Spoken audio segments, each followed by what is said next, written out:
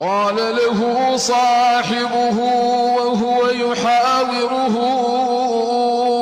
أكفرت بالذي خلقك من تراب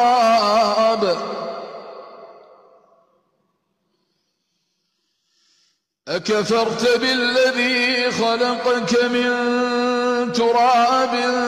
ثم من نطفة ثم سواك رجلا لكن هو الله ربي ولا أشرك بربي أحدا ولولا إذ دخلت جنتك قلت ما شاء الله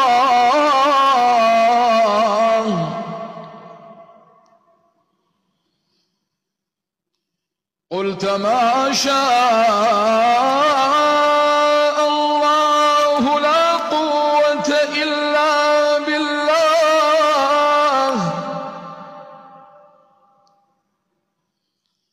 إن ترني أنا أقل منك مالا وولدا فعسى ربي يؤتيني خيرا من جنتك ويرسل عليها حسبانا من السماء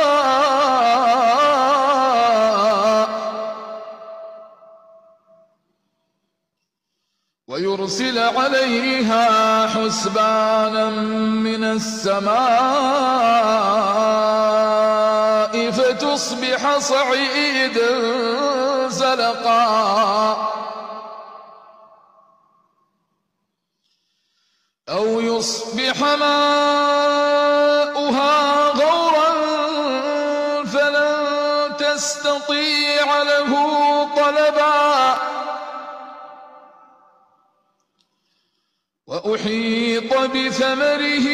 فأصبح يقلب كفيه على ما أنفق فيها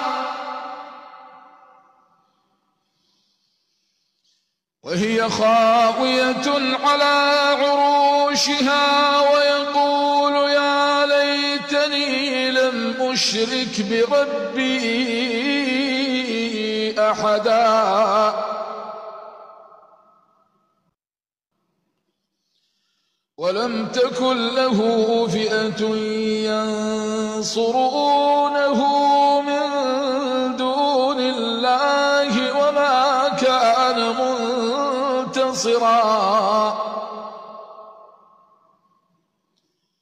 هنالك الولاية لله الحق هو خير